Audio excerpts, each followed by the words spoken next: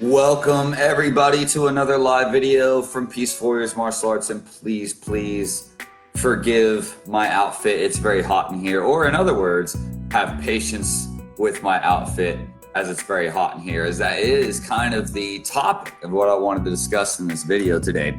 So if you have any thoughts on my thoughts of what we're going to talk about in this video or anything else, please feel free to enter them in the comments. I will never take anything harshly. I'll never attack anybody for their view or opinion on something, no matter how different it is than mine. It is sort of in my code to be as non-judgmental of other people as I possibly can make myself be. And that's one of the reasons that we teach these life skills that I talk about in these live videos, along with both our martial arts school classes, which include parkour, yoga, and other things, and our teammate children's stories.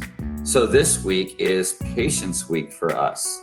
So I'm curious, how do you explain patience to your children? That's something that I ask a lot of parents. I've asked many parents over the years, even before I was a parent myself. Hey, Miss Beth, for joining us this morning. Glad you could join us on our discussions about patience. So I was just asking how you as parents, how people describe patience to their children. And I know I kind of fell into a camp when I first became a parent of constantly reinforcing the concept to wait. And that's still something that I do often with younger kids, say under 4 years old, because it is the easiest way, because it is the easiest way for them to understand the beginnings of the applications of patience. But we as adults know that it's a far different thing, and we have to ask ourselves, how good are we at showing patience with others and with ourselves? Because patience is the key to not being offended by other people. And this is something that I have a lot of family members I wish could learn this, but the definition of patience is not to wait. The definition of patience is to accept, or to accept a situation for the way it is, to accept a person for the way they are, to accept in a lot of different ways. How did that work out, Beth? So she prayed for patience once. That sounds like the beginning of a joke.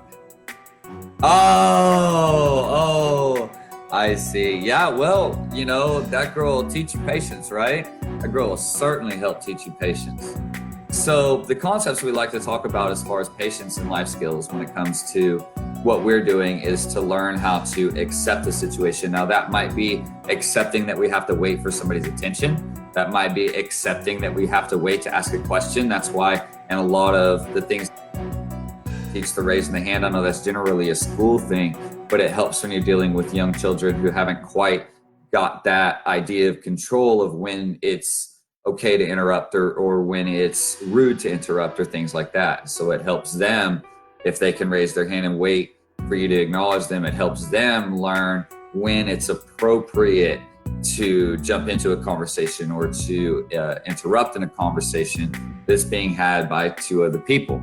But patience is really just about acceptance. Imagine this, take this walk with me for a minute. If you're walking down the street, and I know plenty of people are like this, I know everybody on this video is not like this, but I'm sure you guys have all known people like this, that someone who could be walking down the street and see someone with piercings, tattoos, smoking a cigarette, whatever it is that they're doing, and immediately have that judgment in their mind that that person must be somebody to avoid, or that person might be someone you would never want to deal with. Oh, I just couldn't deal with that person. Look, they're smoking. Oh, I just couldn't deal with that person. Look, they're wearing this. Oh, I just couldn't deal with that person. Look, they look dirty, right? Whatever that case may be, but you don't know the story behind that person. And that's what I'm most fascinated with, is people's stories, not just people's stories, but stories in general, because I feel like stories are the metaphors of life that teach us how to apply ourselves in better ways to the lives around us. So you see people make those judgment calls. Now think about it for just a second. If instead of doing that, they had a little bit more patience. Sorry, I'm a little self-conscious. I'm not trying to be showing tattoos and stuff. If we had a little bit more patience with those people, as in not wait on them, but accept them. ACCEPTED. Did I spell that right? Accept them. You know what I meant. instead, as where they are, don't you think that maybe we could then begin to have different or better reactions with people? Something that I know Brittany is not on this video right now, but I know that she has always just been a little bit shocked by is that I really do tend to be a very quiet person in public due to social anxiety and a few other things like that. And yet I somehow end up having the strangest conversations with strangers all the time. And she's seen many, many times where people that I just met and haven't said 20 words to will open up to me about their life story and things like that. And I feel like the reason that happens sometimes is because I never show in my face or my body any sort of judgment about it. I've worked for many, many years to not have those flash judgments about people, and instead to find myself intrigued in the story that got them to where they are and accept them for who they are, accept them for where they are. That is patience, accepting things as they are so that you can then take a good baseline of what's going on and play your cards better to who you want to be. Many of us have this bit of an issue of we know who we are, we know who we want to be, and yet sometimes we find ourselves unable to be that. It's like something stops us from being that, whether it's fear or something else. And a lot of times I found in me, one of the biggest things that was holding me back was my natural process of judgment of people when I seen them, because my mother judged people and would openly say so to me as a child. My father had a lot of judgment for people. He called everything hippie. Everything that wasn't country music and farm life that's a bunch of hippies, right? And so I always had that kind of aspect of judgment in my mind. When I started my process of self-therapy through learning these life skills that we now use as a curriculum and writing this curriculum, I discovered that patience means so much more than just waiting. Patience means accepting things as they are, accepting people as they are, accepting the situation as it is. And when you can accept something as it is, then even if it's a bad thing for you, then it allows you to more easily step back and see it in a way where you can create it, turn it into an opportunity. So my study of patience is actually where we got our little motto of every challenge creates an opportunity. Every challenge is actually an opportunity. Every obstacle is actually an opportunity.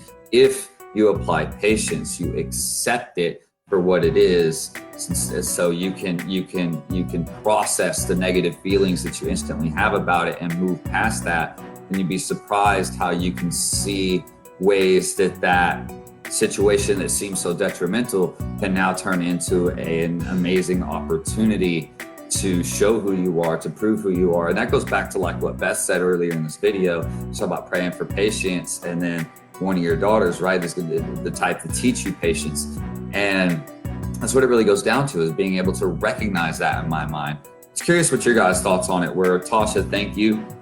I love the way the dojo teaches patience and discipline. Yeah, I really tried to. And what's funny, you don't know, the funny thing about that is I started off, every time I was studying a new life skill word to create coping mechanisms within myself, I started off by looking it up in the dictionary, right? Because it seems like the basic place to start. So that's why I started off, whether it was patience, discipline, courage, integrity, perseverance, whatever it was.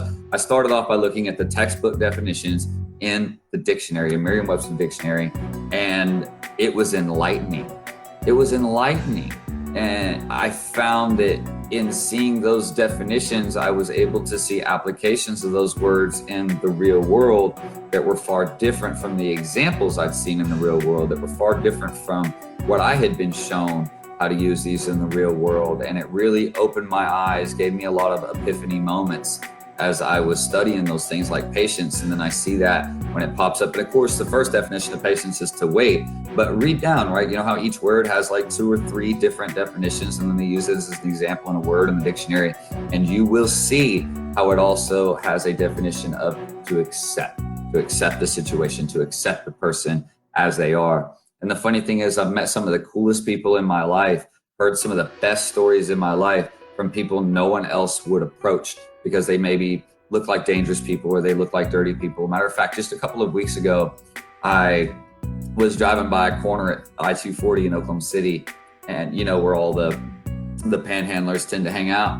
And there was one guy, and I noticed he wasn't holding a sign. He wasn't doing nothing. He was actually just sitting there in the shade. It was a pretty hot day, sitting there in the shade. And I looked at I could see his eyes, and it looked like he was probably mostly blind. I mean, milked out eyes, right? I mean, obviously couldn't see very well.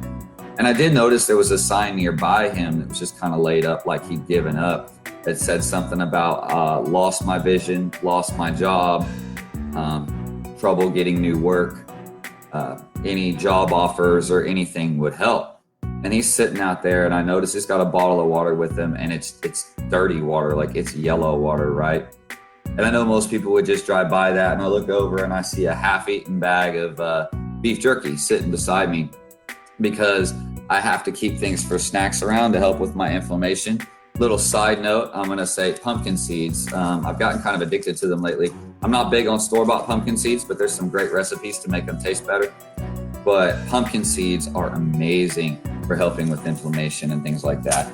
Also, I've been told by my instructors, my personal instructors, to keep beef jerky and things like that around to help keep my protein levels up higher. Anyway, I had a half-eaten bag of beef jerky, so I hollered at the guy because I just suddenly never really thought about him not being able to see. I hollered at the guy, and he looked over, and I was like, "Here, I got something for you." And he started to stand up and hobble over, and then I was like, wow, this guy's blind. What am I doing?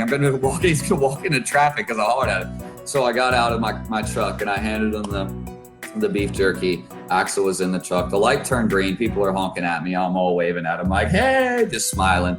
Handing the beef jerky. I said, hey man, I'd like to talk to you for a little bit. I'll be back in just a minute. And he says, no man, that's unnecessary. You don't have to spend any time on me.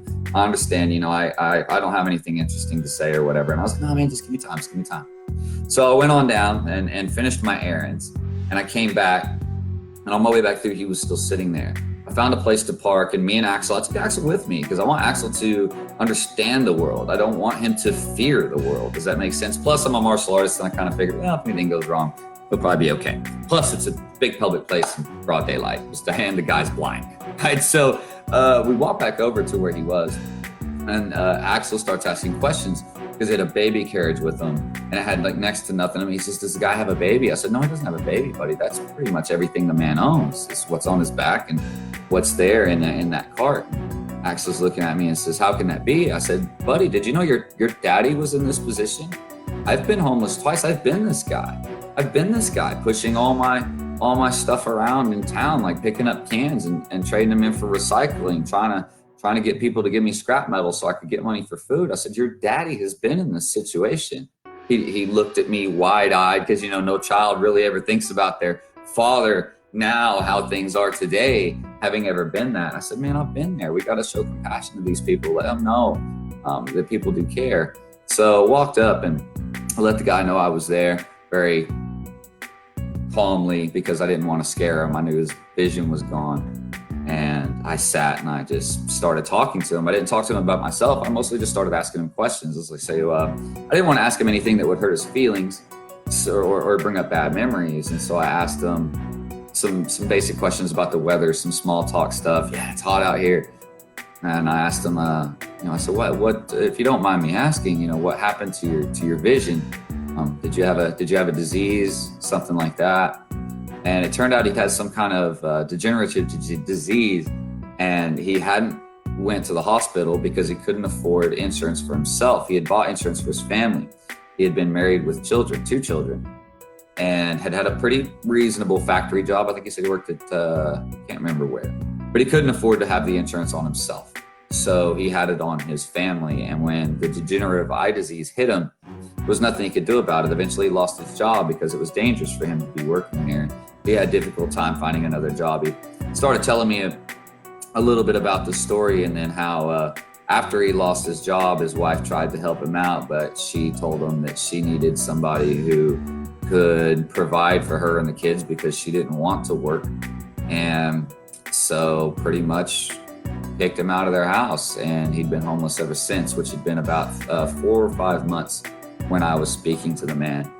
And he was already pretty broken. He was already, as a man, pretty broken down, feeling extraordinarily worthless, So I offered to take him somewhere nearby a couple of the fast food restaurants or something, and see if I could help him get some sort of job somewhere, right? Because there's places that hire for that sort of thing. Of course, he refused. He still had a bit of pride in him, and he said, no. He said, I want to do it on my own. He said, actually, all I would really like is, he said, I think I'm on the wrong side of the road. He said, I feel like there's roads all around me. And I looked around and I was like, yeah, brother, there is. You know, you're standing under an underpass basically of I-240, and the service roads are on each side, and yeah, you have to cross the street to get anywhere. You know, all he really wanted was help getting across the street so he could get to the bus stop. He'd been sitting there for hours, and all he really wanted was help getting to the bus stop. I brought him some water back and stuff like that. Anyway, he had such a cool story. He had been a military veteran, and then, you know, he had lots of really cool military stories. And then when he'd gotten out, you know, he'd got this factory job, and then he had this wonderful story about how he met his wife, and he had this wonderful story just about his children, and how you know, they were growing up and they were like 6 and 8 years old or something like that. And all he wanted to do was tell his story. As he told his story, he felt better. You could feel him pull out of that depression. And so I tried to leave him with a little bit of hope, and I told him not to give up. I know he didn't have a phone or anything like that, but I basically told him that if he went to enough places, there would surely be somebody compassionate enough in the world, patient enough to accept his situation in the world, to hire him for some sort of position. And my heart ached so bad, because I was like, if only I had a position for a guy like this. You know, I don't even have the payroll to help him. Well, I mean, we do, but not to the extent the man needed to get back on his feet. And so I felt like I should do something, and yet I knew I couldn't. And so all I could do was accept that and try to encourage him to find another compassionate person in the world who would give him a shot. And I really, really hope he has. That's been about 2 weeks ago. But this is what I mean about having patience with people. When you accept people for where they are, then you'd be amazed the stories they give. Now let's bring that back to our children.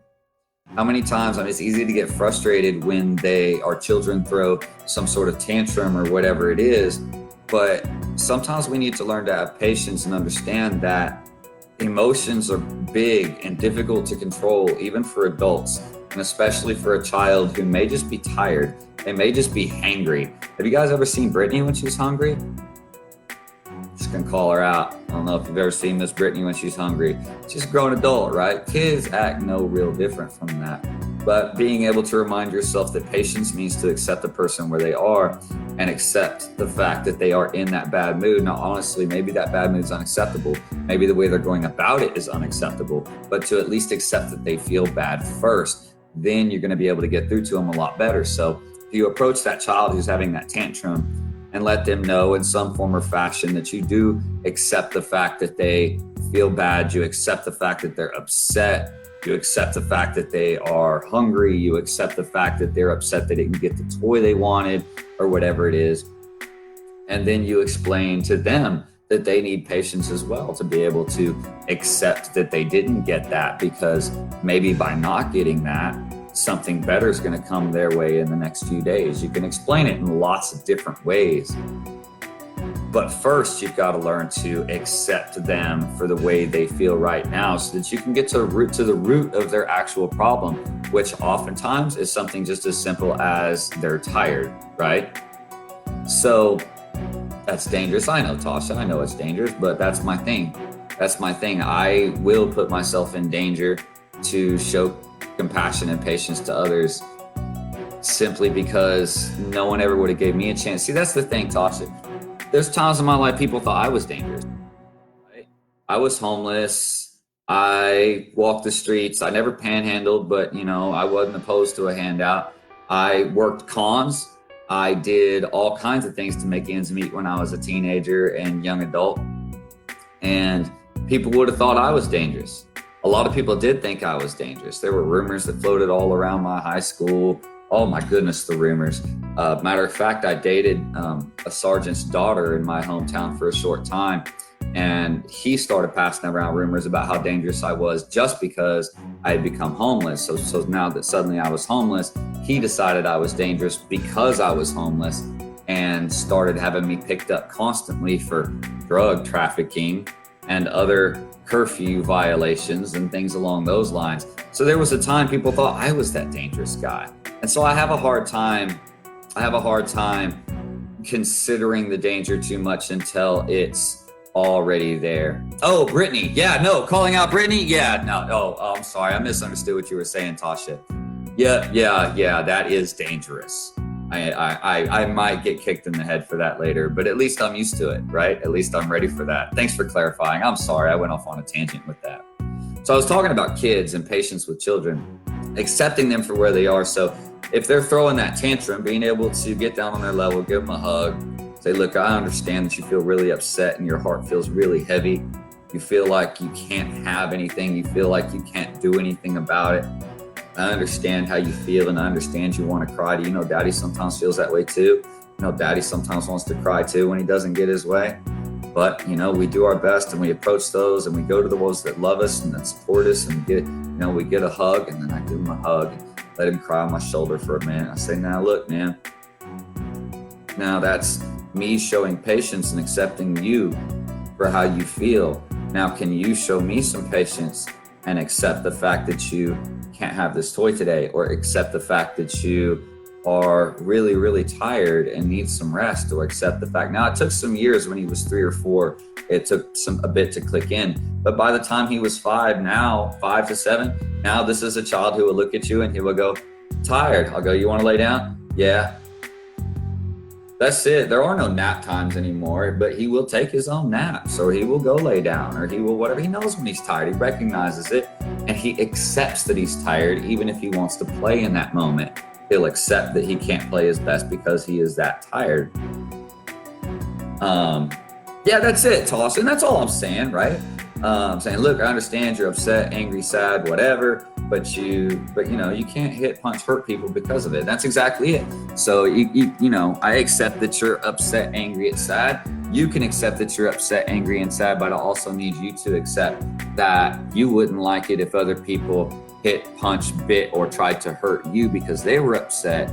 So you're going to have to also accept the fact that you can't hit, punch, bite, or hurt people just because you are upset. If you don't want others to do it to you, and you can accept that you don't want others to do it to you, and show patience for them, then you can show patience for yourself and not do it as well. Patience being to accept the situation for the way it is. And I looked at it that way when I was homeless. That's why I'm not homeless anymore. Instead of just kind of, trying to fight it, I accepted the fact that I was homeless. And that helped me get over the grief and fear and depression of being homeless enough to start looking around at what I did have available to me, which was I was in high school and I had a 4.0 GPA. I had teachers who had my back. I had a few things going for me, and I used those tools to get myself out of that the first time. Of course, then I ended up there again because I'm kind of an idiot and make the same mistakes sometimes. And actually, that was the last time I made the same mistake twice. After that, I started a never make the same mistake twice motto. But because a lot of people don't realize that, one of my pet peeves is when people tell me if I'm venting, we all vent a little bit. If I'm venting about a situation and someone says, oh, it's going to be all right. Oh, everything's going to be fine. I hate hearing that. I absolutely hate hearing that because I don't have that experience in my life. I don't have the experience of everything. Obviously everything worked out fine now, but I'm, stuck in my mind thinking about the years I was homeless, all the time I spent under feeling like the world didn't care at all. And all the time I spent running to the bad crowds, the bad things, doing the wrong things with my life. And I can't help but think if I'd have had some sort of influence in my life that was a really positive influence, which I did. I had some positive influences. Unfortunately, those positive influences also happen to come from very sick individuals that made my life even more traumatic later. So that was a little weird to grow up with a lot of my best role models also being those that turned around and hurt me later in their own ways because they loved me so much. You guys know how I'm hinting at something I don't want to say. So you guys know what that often relates to though. So, but this all comes down to having patience. And I was able to forgive and get past a lot of my trauma, not all of it, but a lot of it, simply by accepting the fact that they are that way. And I don't say it's okay that those people are that way, but I accept that they are that way. And I, accept the fact that that's what happened to me. And so I can play off of that by basically doing my best to make sure those sorts of things don't happen to anybody else, ever. So whether you're related to your kid, now we've already talked about patience related to other people like homeless people. We've talked about patience related to kids. Now I want to talk about patience related to yourself. So accepting yourself for where you're at, that's really, really difficult to do, because the thing is as humans, many of us have this natural desire to always have more than we have. And I'm not saying that there's anything wrong with that. I'm a driven person, but we have to also learn to accept and be grateful for what it is that we do have in order to even be able to move forward and gain anything else. If you're always working from a place of not accepting the fact that you're broke, not accepting the fact that this or that or the other, then you're always making excuses. And let me give this example from a conversation I had the other day where I talk about seeing excuses a lot. I don't take very many excuses in myself, but like if I hear somebody complaining about not having a lot of money, that's something I can really, really relate to. But if then they turn around and they're talking about, going their regular daily trip to Starbucks, and I'm like, well, you can buy Starbucks coffee at the store and make it at home for, you know what I'm saying, versus $5 a cup and things like that. And the thing is it's one thing to complain about being broke. It's another thing to accept the fact you're broke so that you can actually make adjustments to your budget to fit, right? But you have to accept where you're at before you can take steps to go any farther. So being able to have, and I'm not saying, but that's just one example, right? Being broke or not having money to be able to change. Another example is drama. Many of us want to take drama out of our lives. Many of us don't really like the negativity and things like that. And yet so many of us put ourselves in positions to be ultra involved in drama, not because we want to, but because we care about the people that are involved in the drama. So let me give you an example. If I have two family members, which I don't have two family members that I really care about that much, but if I had two family members that I really care about that much that were at odds, I would not personally put myself in a position between them to be a mediator or anything like that, because I would accept the fact that that is their relationship and not mine, right? I have a relationship with each of them, but I'm not going to let them drag me in the middle and get involved in their drama because of some strange sense of responsibility that the only way that they will communicate with each other is if I get them together. That's not on me. That's not my responsibility. And I've posted some stuff about what is your responsibility, what's not your responsibility before. And that's one of those moments. So having patience with yourself to accept that that's not your responsibility, to accept that it's not your job to make sure everybody else gets along all the time, to accept that it's not your job to make sure the family all gets together just because you're the only one that cares to do it.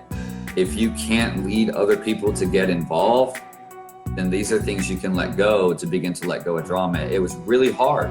It took me years to let go of my family attachments, right? Because even though I didn't have such a great childhood life, I still had certain attachments to toxicity in my life through my family. And I kept allowing myself to be put into worse and worse situations and different situations because I simply couldn't accept the fact that they were always going to be trying to manipulate me and they were always going to be trying to hurt me. Once I learned to accept that, it took me years to accept that and then cut out that toxicity, which happened, some 6-7 years ago, finally.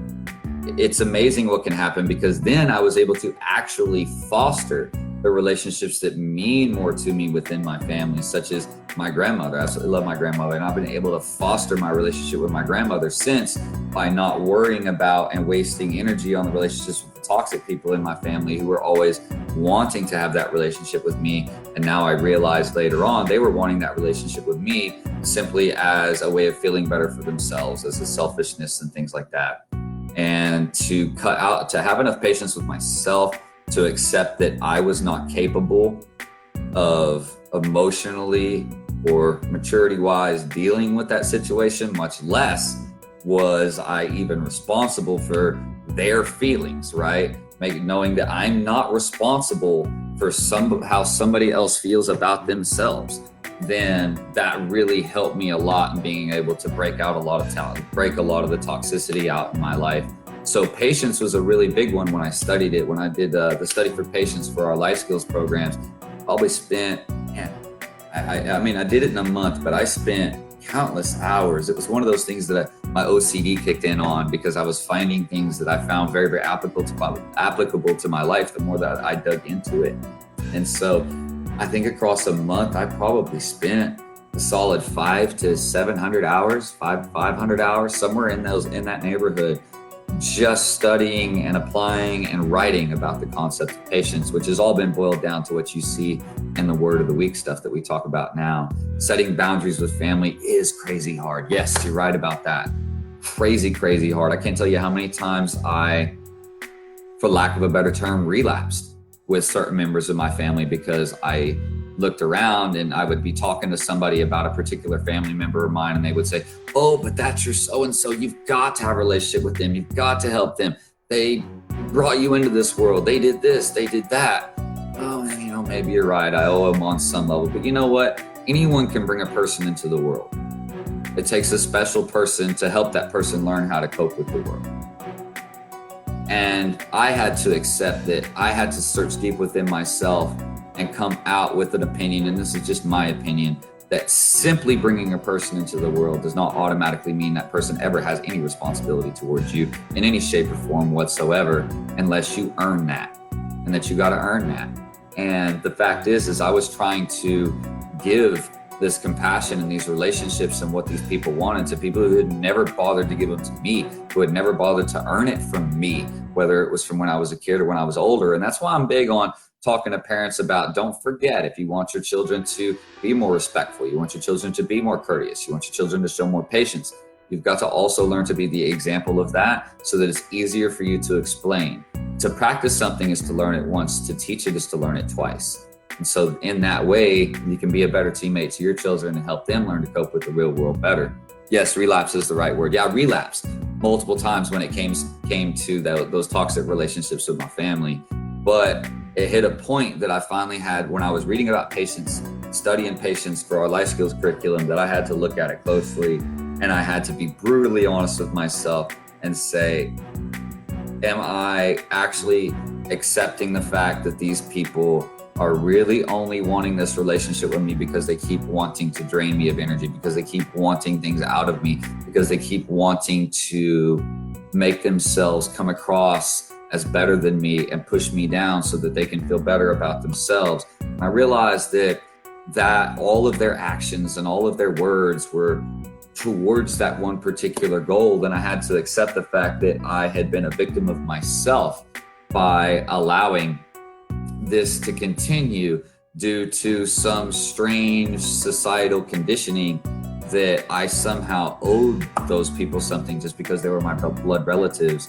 And through patience and accepting them for where they were and accepting me for where I was able to help a couple people be a little more self-aware and realize what they were doing, the people who actually cared to improve, and B, cut out the toxicity of those that didn't care to improve. Because the second that you start to talk about how someone's making you feel, if you have one of those narcissistic, manipulative people in your family that's coming after you, the second you sit down and start to talk about how they're making you feel, no matter how courteous and respectful you approach it, they will begin to attack you. If they begin to attack you, that's the toxic person who doesn't want to do any better. That's the person you've got to just cut from.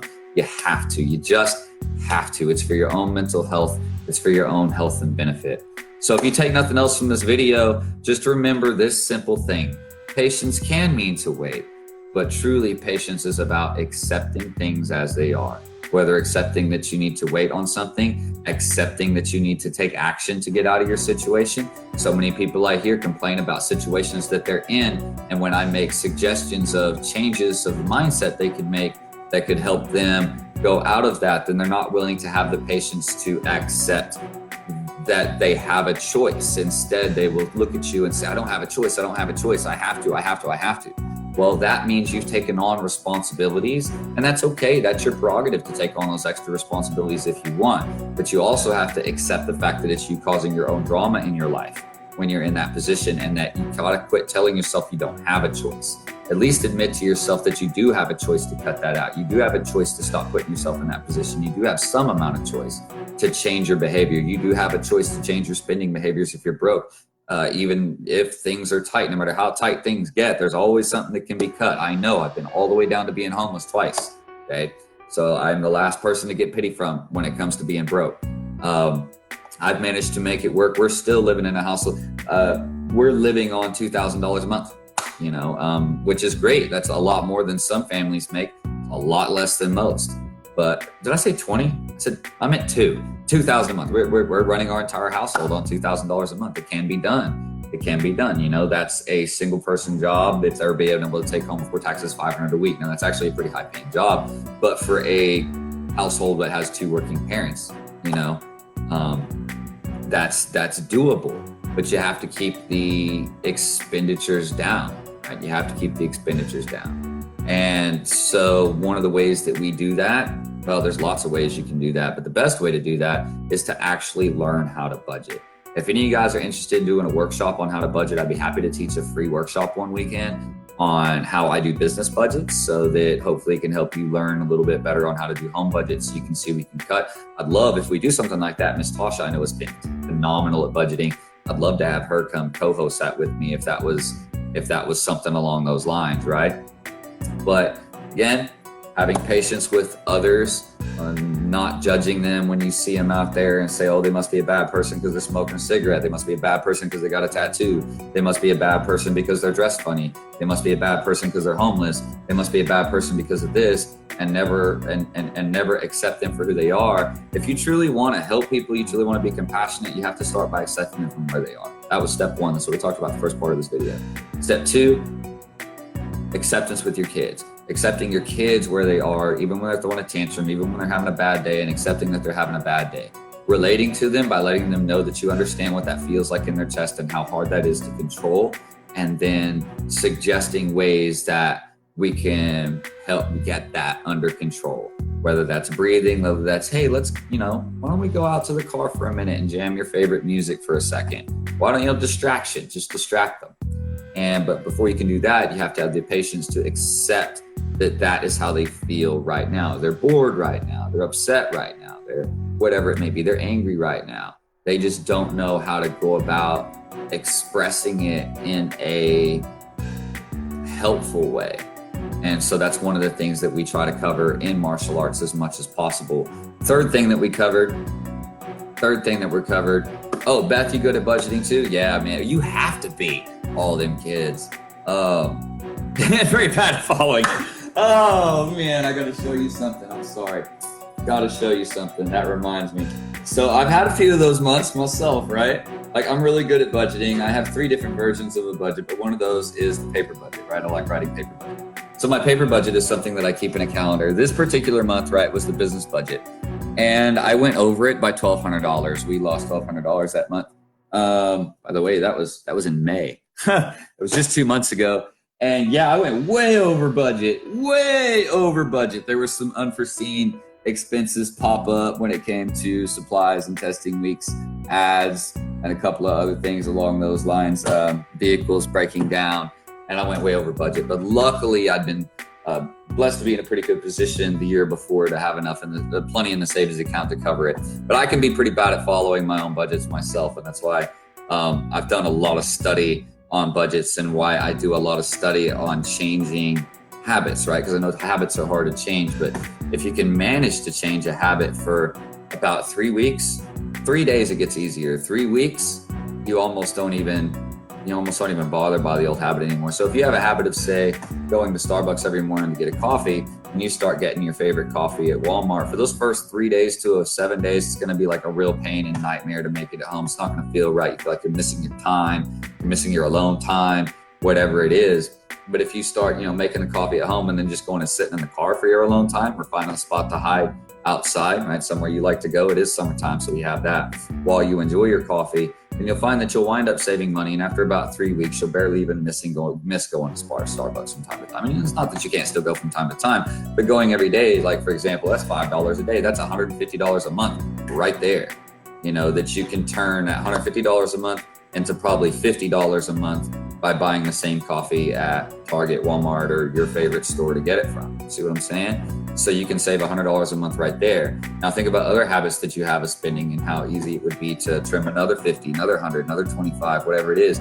If you want a certain kind of phone, you want a certain kind of cell phone or whatever, I'm on Cricket.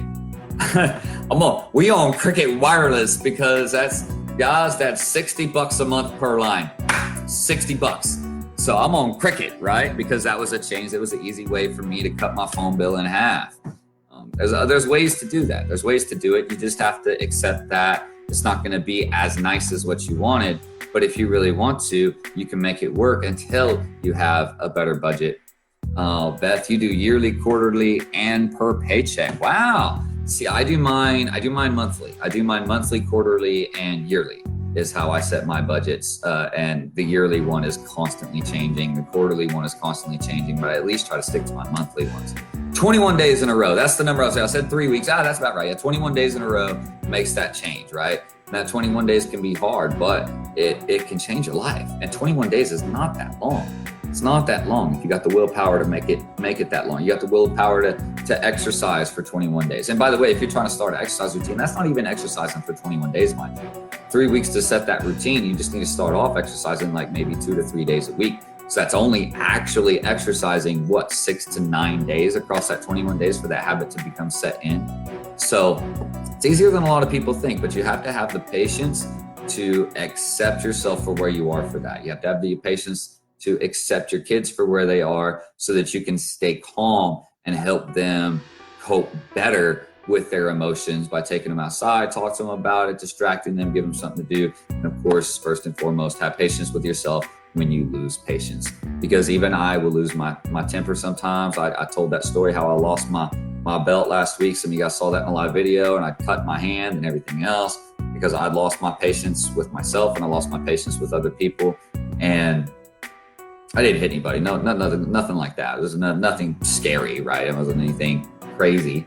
But, losing patience with yourself can cause a lot of self-negativity. So if you're someone that has a lot of self-negativity, you have to be patient with that and accept that that's where you're at right now, instead of trying to fight so hard against it. One of the things that I learned is one of the easier ways to deal with my anxiety, depression, OCD, and things like that was to accept them as what they are, because the more I fought them, the more it would feel like I was somehow shoving myself in a cage as I was fighting, kicking, biting, and screaming at myself. And the thing about fighting yourself is you can never win. You're always going to hurt one part of you or the other. You're either going to hurt the side of you that's depressed, or you're going to hurt the side of you that's confident as you're trying to fight back and forth. And so I learned to just have to try to accept that this is how I feel right now.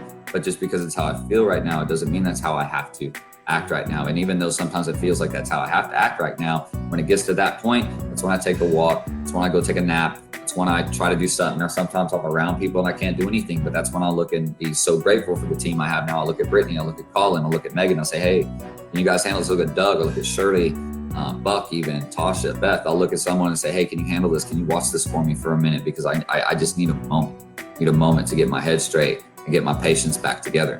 So that's what patience really means. Take it to heart. Patience. You love Cricket. I love Cricket. Cricket's actually been good for me as a phone service. I mean to shout out to them, but of course I can get cooler phones on other stuff, and I can get better whatever's through whoever. But I've shopped around, and to be honest, I really like Cricket. It's cheap. There's not much to it. It's a simple process. I haven't had any hidden fees. I've actually loved it. I've been able to rely on it with my budget more than any other company I've ever been with. I've never been with a phone company that my phone bill wasn't different every stinking month until I got with Cricket. It's the same. It's the same no matter what.